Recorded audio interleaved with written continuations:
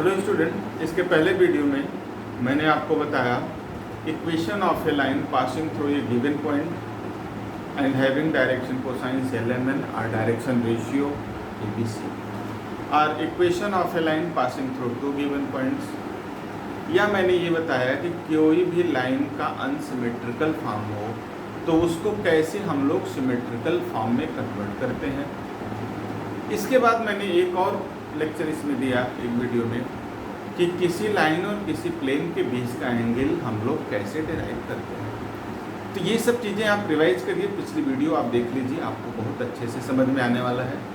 इस वीडियो में हम आपको बताएंगे कि वो कंडीशन जिसके लिए एक लाइन किसी प्लेन पर कंप्लीटली लाई करेगी। तो यहाँ हमको ये बताना है to find the condition that the line x minus alpha upon L is equal to y minus beta upon m is equal to z minus gamma upon n is equal to r suppose कर लें से r। ये line 1 है, तो हम लोगों को बताना है to find the condition that the line 1 में lie in the plane ax plus by plus cz plus d equal to 0। ये इक्वेशन 2 है। तो यहाँ आप ये समझिए, ऐसे दिया है कि to find the condition that the line 1 में lie in the plane this much. उनको वो कंडीशन बतानी है जिसके लिए ये लाइन इस कंप्लीटली इस प्लेन पर हो। ऐसी क्या कंडीशन होगी? तो सबसे पहले तो आप ऐसे समझिए, ये प्लेन दिया गया है, प्लेन 2 ये आपका, ये 2 प्लेन है। अब अगर इस पर कोई भी लाइन होगी तो वो इसके नॉर्मल प्लेन का जो नॉर्मल होगा उस पर परपेंडिकुलर, कहीं पर भी लाइन हो यहाँ आर्बिट्रेरी, ये इस प्लेन पर कोई भी लाइन, मान लिया ये व्हाइट बोर्ड मेरा एक प्लेन है, इस पर कहीं भी कोई भी लाइन होगी तो वो उस पर परपेंडिकुलर ही होगी।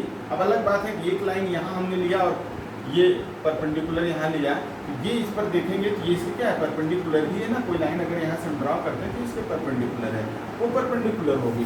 तो ये आपको कंप्लीट ये दिखाना है कि ये लाइन किस कंडीशन के लिए इस प्लेन पर लाई करेगी। तो सबसे पहले any point on the line 1 क्या होगा, मैंने बताया था इसके पहले वीडियो में, alpha plus LR, beta plus MR और गामा प्लस NR। ये एनी पॉइंट है। और जब ये पॉइंट इस लाइन पर कोई भी पॉइंट हो और ये लाइन कंप्लीटली इस प्लेन पर होगी, इसका मतलब ये पॉइंट इस प्लेन के इक्वेशन को सेटिस्फाई करेगा।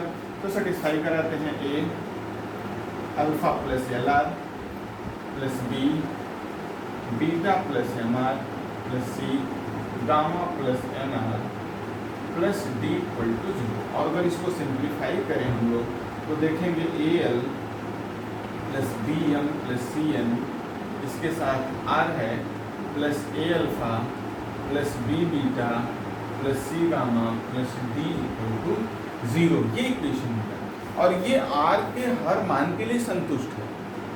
ये कंडीशन हम लोगों ने बनाई थी, R क्या है, हर मान के लिए संतुष्ट है, सेटिस्फाई है।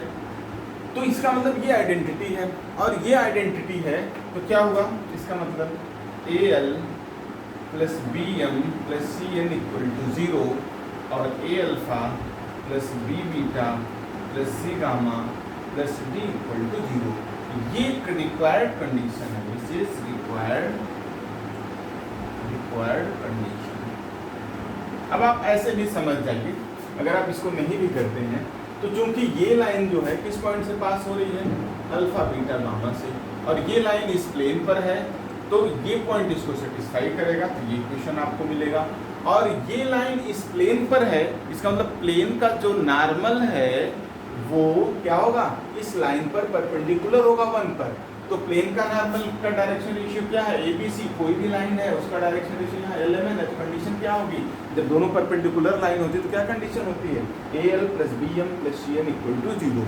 मीन्स इस कंडीशन के लिए ये जो लाइन 1 है ये इस प्लेन पर कंप्लीटली लाई करेगी, या ऐसा कह सकते हैं ये लाइन इसी प्लेन पर होगी और कहीं बाहर नहीं होगी स्टूडेंट।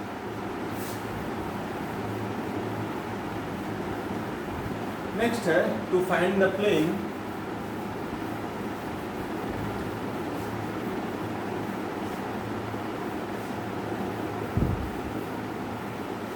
नेक्स्ट आर्टिकल है कि to find the plane containing line x minus alpha upon L, y minus beta upon L, z minus gamma upon L। हमको वो प्लेन बताना है, to find the plane containing the line. हमको वो plane बताना है जिस प्लेन पर ये लाइन हो। तो सबसे पहले पता है कि ये लाइन किस पॉइंट से पास हो रही है, अल्फा बीटा गामा। इसके पहले मैंने बताया equation of a plane passing through a given point, तो क्या होता है a x minus alpha plus b y minus beta plus c z minus gamma equal to ये रिक्वायर्ड प्लेन। ठीक है, रिक्वायर्ड प्लेन। और प्लेन का जो नॉर्मल होगा वो इस लाइन पर क्या होगा, परपेंडिकुलर होगा, क्योंकि हम ऐसा प्लेन ही फाइंड कर रहे हैं जिस पर ये लाइन हो। तो प्लेन का नॉर्मल क्या होगा, इस लाइन पर परपेंडिकुलर होगा, that is A L plus B M plus C M equal to 0। तो ये प्लेन का इक्वेशन है जहां पर ए बी सी इस कंडीशन को सेटिस्फाई करेगा। आपको ये समझना है। चलिए कुछ क्वेश्चन कराते हैं।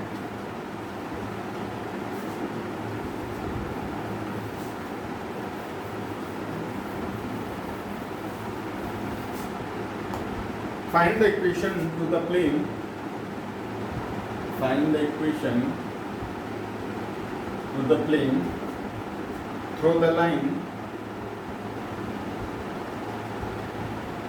Through the line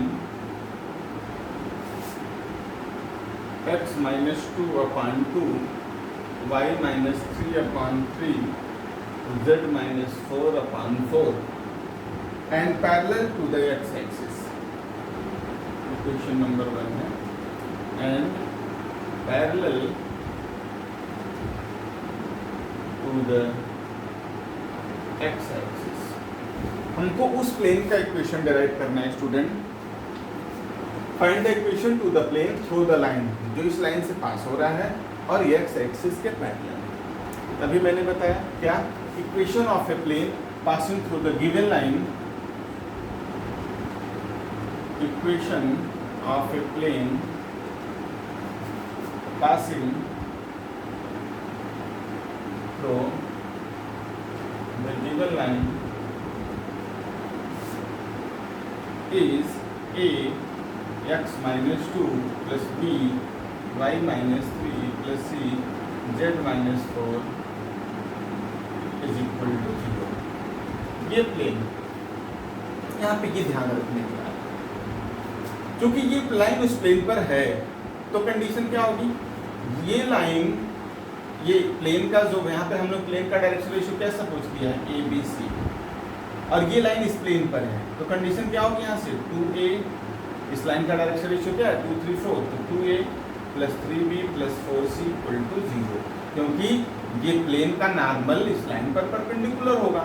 दूसरा, and parallel to the X axis, जो प्लेन है, ये जो प्लेन है, प्लेन अगर ये एक्स एक्सिस है तो इस पर ये पैरेलल है, मतलब प्लेन का जो नॉर्मल है इस पर परपेंडिकुलर है, और एक्स एक्सिस का डायरेक्शन कोसाइंस होता है 1 0 0, और इस प्लेन का ए बी सी हम लोगों ने सपोज किया। यहाँ से क्या मिलेगा आप देखेंगे ध्यान से, ए इक्वल टू 0, यहाँ से ए की वैल्यू आपको 0 मिल गई। ए 0 मिल गया तो इस इक्वेशन से हम क्या मिलेगा, 3b plus 4c equal to 0, that is 3b is equal to minus 4c, or b by 4 is equal to c by minus 3। तो अगर यहाँ पे हम इनकी वैल्यू k मान लें तो b is equal to आपका हो जाएगा 4k और c is equal to हो जाएगा minus 3k। यहाँ पे क्या होगा, जब a b c हम यहाँ पे पुट कर देंगे तो क्या होगा, आप ध्यान से देखिए, रिक्वायर्ड प्लेन हमको मिल जाएगा स्टूडेंट कितना, a is equal to ये तो 0 था, ये आपको 0 मिला ही है, ये 0 हो गया, 0 x माइनस 2 प्लस b कितना है 4k y माइनस 3 और ये minus 3k z minus 4 equal to 0। Simplify कर लें इसको हम लोग, ये तो 0 हो जाएगा, k कैंसिल आउट, डिवाइड कर देंगे तो 4y माइनस 12 और minus 3z plus 12। Equal to 0। ध्यान दीजिएगा 4 3 जा 12 और 3 4 जा 12, so 12 cancel out, that is 4y minus 3z is equal to 0। ये हमारा प्लेन है, ये आपको ध्यान से समझना। नेक्स्ट क्वेश्चन है student,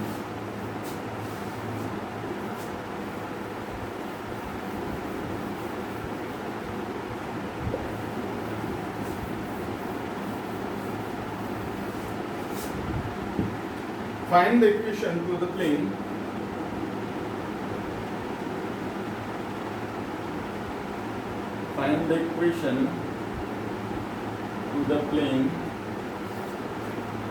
which contains the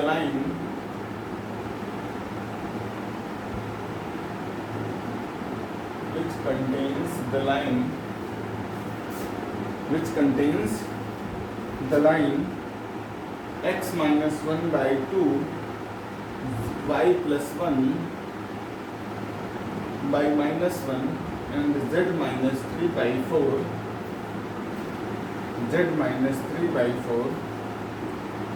and is perpendicular to the plane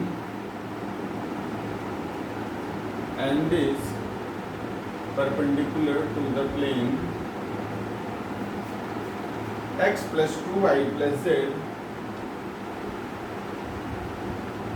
is equal to 12। हमको स्टूडेंट उस प्लेन का इक्वेशन फाइंड करना है। Find the equation to the plane which contains the line, और वो प्लेन इस प्लेन पर परपेंडिकुलर है, ये आपको ध्यान देना है। तो वो प्लेन इस प्लेन पर परपेंडिकुलर है, तो मतलब इस प्लेन का नॉर्मल इस प्लेन के नॉर्मल पर परपेंडिकुलर। जैसे दो प्लेन हमने लिया, एक प्लेन ये ले लिया, दूसरा प्लेन ये ले लिया, ये दोनों परपेंडिकुलर है, तो इसका नॉर्मल इसके नॉर्मल पर भी क्या होगा, परपेंडिकुलर होगा। आपको ये बात समझनी है। तो सबसे पहले तो हम लोग लिख लें इक्वेशन ऑफ ए प्लेन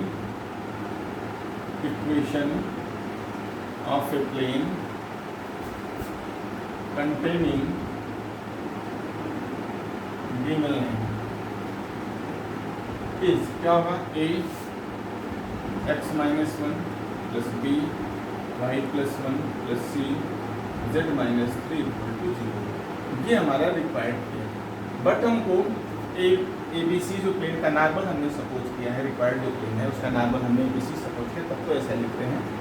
वो क्या कर रहा है, इस पर परपेंडिकुलर होगा, वो फाइंड करना है। तो कितना होगा, 2a minus B plus 4c equal to 0।